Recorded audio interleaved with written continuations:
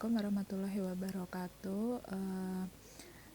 Kita berjumpa pada pertemuan ke-6 evaluasi setelah UTS kemarin. Kita akan membahas mengenai penyusunan instrumen tes ya.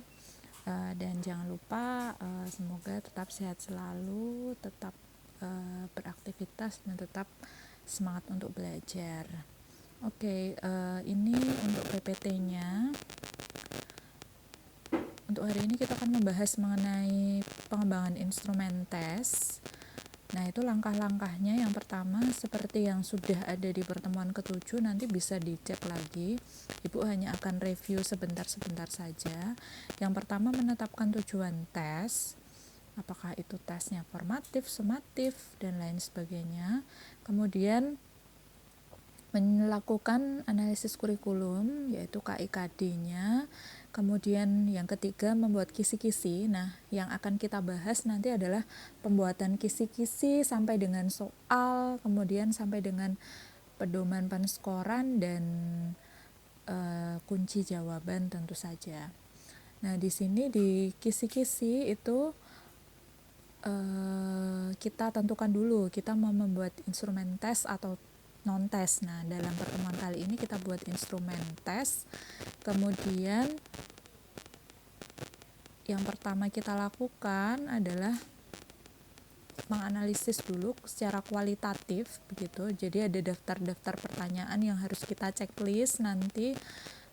Itu poinnya ada dari 1 sampai 10. Nanti bisa dicek satu-satu untuk mengecek apakah soal yang kita buat itu sudah layak atau belum.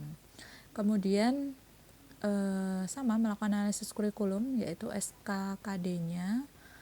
Nah, ini contohnya untuk kisi-kisinya ya. Di sini coba kita cek ini ada kopnya ya. Atau ada keterangannya dulu. Kemudian di sini ada nomor, KD, materi, indikator. Ini indikator soal ya. Kemudian level soal. Level soal sudah kita bahas kemarin. Level kognitifnya ada 3, L1, L2, dan L3. Nah, kebetulan ini L1, tapi nanti yang harus dibuat adalah level 3, ya ini yang HOTS, yang terdiri dari C4 sampai C6 ya. Kemudian bentuk soal di sini dan nomor soal. Nah, dalam kisi-kisi di bagian indikator itu nanti ada pernyataan atau ada redaksi yang seperti ini ya, dari teks bacaan bla bla siswa dapat bla bla bla bla bla. Nah, sebaiknya nanti seperti itu. Kemudian setelah itu menulis soal sesuai dengan kisi-kisi tentu saja.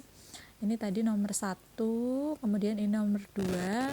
Karena tadi kisi-kisinya disajikan teks bacaan, maka di sini ada teks bacaannya dulu, kemudian ada soalnya. Kemudian yang terakhir adalah membuat kunci jawaban dan pedoman penskoran.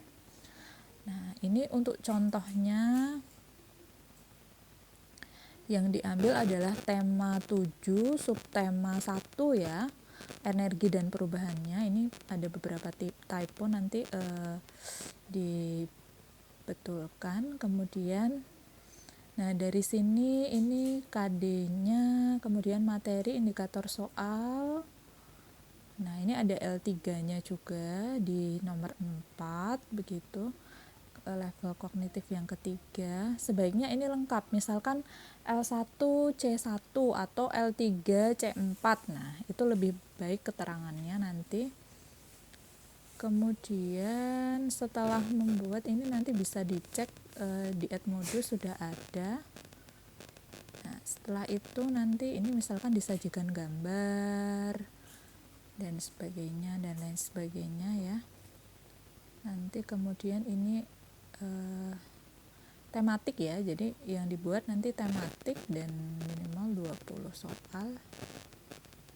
Ini sampai sini nanti ada matematikanya juga. Kemudian dibuat kunci jawaban dan pedoman penskorannya nanti ada. Nah, ini ya. Oke. Jadi nanti tugasnya itu membuat kisi-kisi soal dan soal. Kita kembali ke PPT-nya ya. Tugasnya Ibu bacakan, jadi buatlah instrumen tes, dalam hal ini pilihan ganda dulu, minimal 20 soal dan uraian minimal 5 soal dengan pembelajaran tematik, kelas, tema, dan subtemanya bebas. Kemudian tugas ini tugas kelompok sesuai dengan pembagian kelompok yang sudah ada sebelumnya dan dikumpul Senin 27 April 2020 di tugas Edmodo. Oke, terima kasih.